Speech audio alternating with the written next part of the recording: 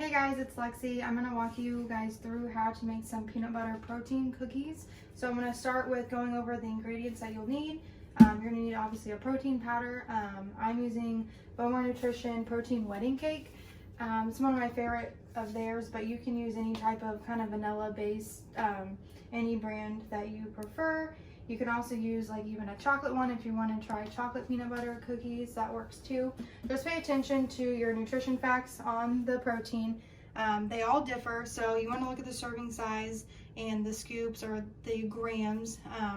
So with mine in the recipe, you're going to be using 2 scoops or 62 grams. So again, just pay attention to yours because yours might only be 25 grams per scoop. So I highly recommend using a food scale so that you can measure down to the exact gram. But if you don't have one, just try your best because you don't want to put too much or too little because that can really alter the consistency of the cookie. Next, you're going to need a brown sugar substitute. I use Swerve because when baking with it, the calories are so minute that they don't add any more calories or carbs if you're, strictly counting carbs.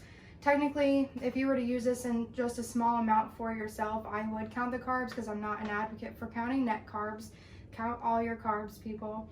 But when you're baking with it, you're using such a small amount that it doesn't add any calories per cookie. And then you're going to need vanilla extract, any type of peanut butter you want to use, white chocolate chips, unless you want to use just regular chocolate chips, that's fine too, but I will say that these, in my opinion, are better. And then baking powder and all-purpose flour. I've never tried a different type of flour with this recipe, so I don't know how those would turn out, but you could try it.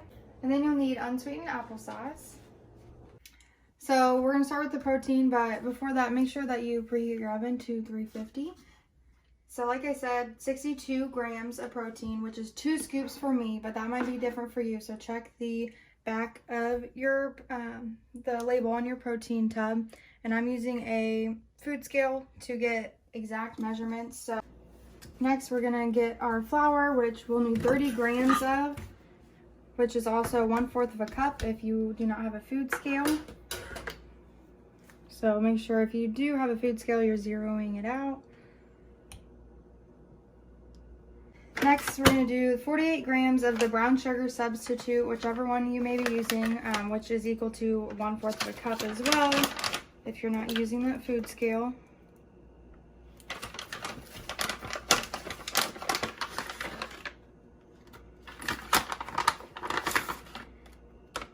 And then we'll need 1/2 teaspoon of baking powder.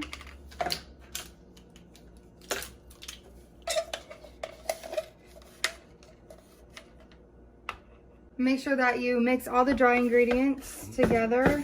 Brown sugar sometimes can be hard to mix, so you want to make sure you mix that up until you get all those clumps out. Next, we're going to mix in the wet ingredients, starting with the peanut butter. You're going to need 99 grams or 6 tablespoons, but first I'm going to warm this in the microwave for about 10 to 15 seconds just to soften it so that it mixes easily. Next, we're going to add in the unsweetened applesauce. You're going to need 60 grams or 1/4 of a cup. Next, you need 2 teaspoons of vanilla extract. So go ahead and mix in the wet ingredients with the dry. All right, lastly, you're going to add the chocolate chips.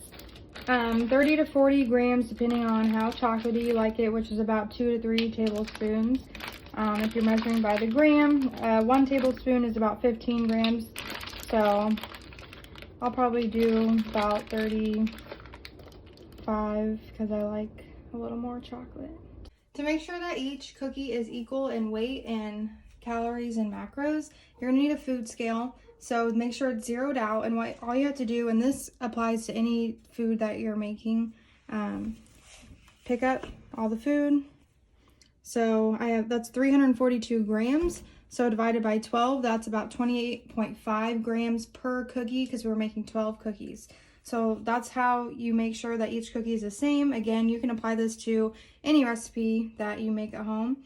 If you don't have a food scale, it's another reason that I highly recommend you getting one so that you can more accurately track your food. Once you've rolled up each cookie equally, they're ready to go in the oven for 6 to 8 minutes. It's always best to undercook when you're cooking with protein, so just keep an eye on them because oven times may vary.